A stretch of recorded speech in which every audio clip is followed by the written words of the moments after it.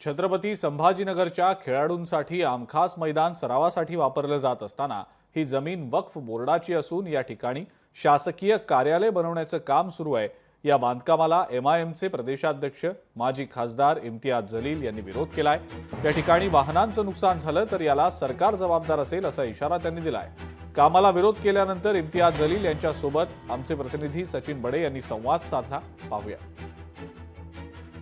एकीकडे वक्फ दुरुस्ती विधेयकाला विरोध केला जातोय, त्यामागची काही विविध प्रकारची कारणं आहेत आणि अशामध्येच छत्रपती संभाजीनगरमध्ये एमआयएमचे प्रदेशाध्यक्ष इम्तियाज जलील यांनी एका कामाला या ठिकाणी विरोध केलेला आहे। आपण त्यांच्याकडून जाणून घेऊयात। सर, काय सांगाल? आता तुम्ही पाहताय तळतळत्या उन्हामध्ये तुम्ही या ठिकाणी आलेला आहात आणि या ठिकाणी कामाला विरोध करताय, यामागचं काय कारण आहे? नाही, काय आहे की एका साईडला आपल्याला ओपन ग्राउंड्स पाहिजे। म्युन्सिपल कमिशनरने अनेकदा हे सांगितलेलं आहे की आपल्याला ग्राउंड्स डेव्हलप करायचे आहे, प्लेग्राउंड्स पाहिजे, पार्क्स पाहिजे।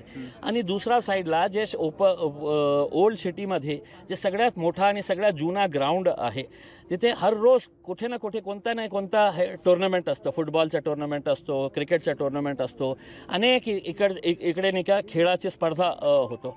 आणि गुपचूप इथे 3-3 ऑफिसेस बांधण्याचा हे कट जे रचण्यात आलेला आहे। मी PWD अधिकाऱ्यांना विचारलं हे काम कोणी करत आहे, तर त्यांनी सांगितलं की वक्फ बोर्डाने आम्हाला ही जागा दिलेली आहे, वक्फ बोर्डाचे 3 ऑफिसेस इथे एस्टॅब्लिश करे।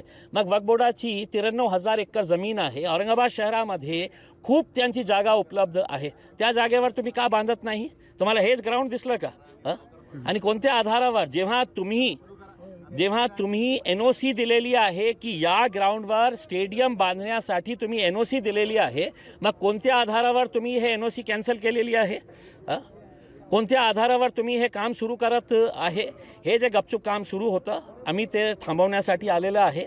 आणि अनेक खेळाडू पण इथे आहे, त्यांची मागणी आहे इथे हे खेळाचं मैदान राहू द्या। आणि उद्या समजा त्यांनी हे काम सुरू ठेवलं आणि त्यांच्या गाड्याला काही झालं तर आम्ही जबाबदार राहणार नाही। स्पष्ट शब्दात मी वक्फ बोर्डालाही सांगू इच्छितो आणि PWDच्या अधिकाऱ्यांनाही सांगितलेलं आहे। जमिनीचा कुठेतरी गैरउपयोग करण्याचा प्रयत्न केला जात असल्याचा आरोप इम्तियाज जलील यांनी केलेला आहे। सचिन बडे, लोकशाही मराठी, छत्रपती संभाजीनगर।